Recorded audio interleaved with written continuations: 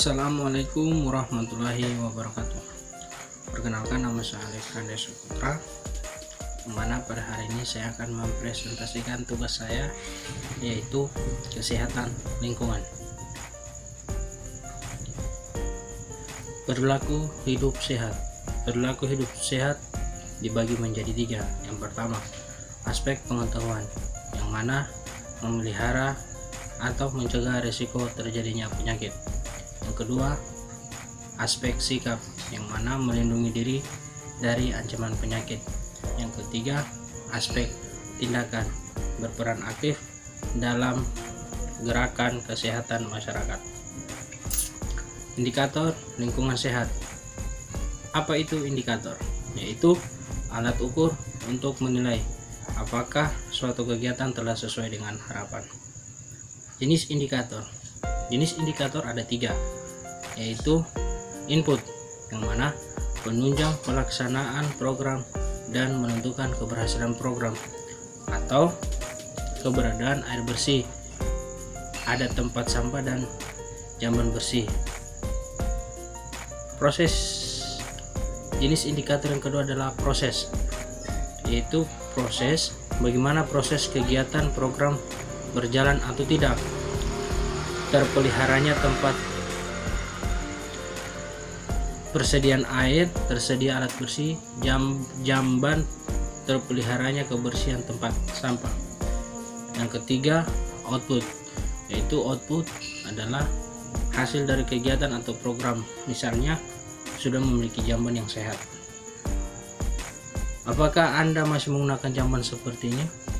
Tentunya tidak ya, karena saya yakin di rumah kita masing-masing sudah memiliki jamban yang sehat.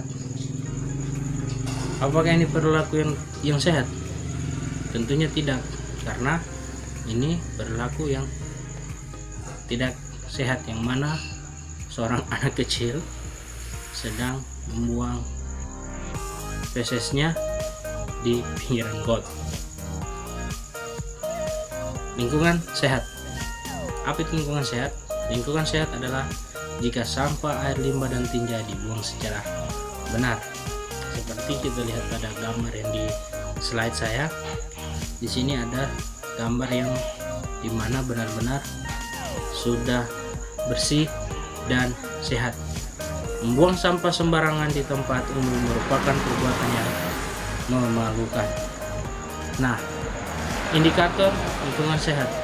Indikator lingkungan sehat itu yang pertama ada jamban, ada sumber air bersih, ada tempat sampah, ada sarana pembuangan air limbah, ada ventilasi rumah, ada kepadatan dan lantai.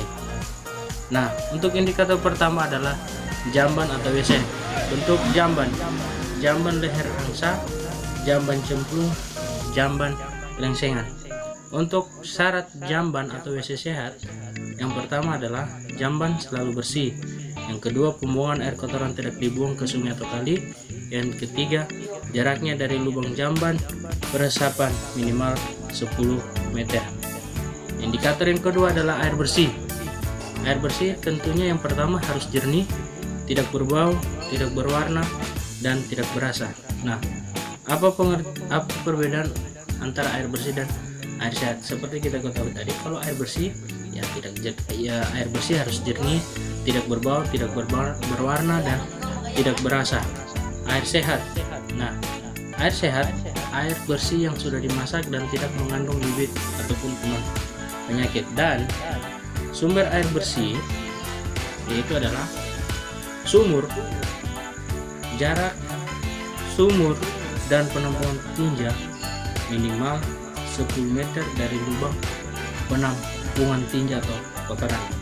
Yang kedua, ada mata air. Yang ketiga, ada penampungan air hujan. Air bersih yang dapat digunakan untuk diminum. Terus air sehat dari sumber yang bersih dan dimasak sampai mendidih. Indikator yang ketiga ada tempat sampah. Apa itu tempat sampah? Tempat sampah adalah tempat atau benda-benda yang dibuang. Nah, jenis sampah: sampah kering. Yang pertama ada botol, koran, dan kaleng. Yang kedua sampah basah, yaitu kulit buah, daun, dan lain-lain, dapat digunakan sebagai pupuk. Dan penyakit yang dapat ditimbulkan oleh sampah yang pertama adalah muntaber, disentri, tipus, penyakit malaria, kaki gajah, dan lain-lain.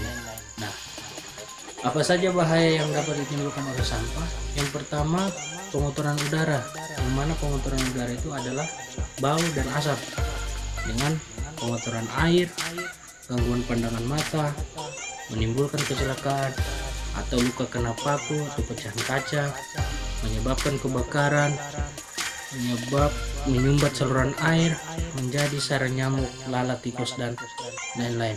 Nah, keuntungan membuang sampah dengan benar yaitu terhindar dari timbulnya penyakit, dapat menghasilkan pupuk, menciptakan keindahan dan suasana yang nyaman. Indikator yang keempat, ada saluran pembuangan air limbah atau SPL. Syarat SPL yang memenuhi syarat kesehatan yang pertama, jarak antara lubang peresapan SPL terletak tidak kurang dari 10 meter dan sumber pompa tangan sehingga tidak mencemari sumber air bersih. Yang kedua, tidak berbau. Yang ketiga, SPL mudah dikuras atau dibersihkan dan tidak menimbulkan genangan air yang terbuka. Indikator yang kelima adalah ventilasi rumah, di mana kamar harus berjendela, sering dibuka siang hari, dan terdapat lubang angin dengan sinar matahari masuk untuk dapat membaca di dalam rumah. Indikator yang keenam adalah kepadatan. Luas rumah harus disesuaikan dengan jumlah penghuninya. Rumah atau tempat tinggal memiliki ruangan terpisah untuk keperluan sehari-hari. Nah, untuk indikator yang ketujuh adalah lantai. Ada bermacam-macam lantai. Yang pertama yaitu ada lantai yang terbuat dari papan, ada yang dari semen, keramik, bahkan tanah saja. Yang penting dipadatkan. Nah, yang terpentingnya lagi untuk lantai itu pertama, tidak berdebu pada musim kemarau, tidak becek pada musim hujan. Nah, itu 7 indikator kesehatan lingkungan. Nah, untuk kadar kesehatan, apa itu kadar kesehatan? Pengertian kadar kesehatan adalah tenaga sukarela yang dipilih masyarakat dan telah dilatih untuk meningkatkan kemampuan hidup sehat bagi masyarakat di lingkungannya. Apa saja peran dan fungsi kadar? Yang pertama, pencatat, yang kedua penyuluh, yang ketiga penggerak. Terima kasih.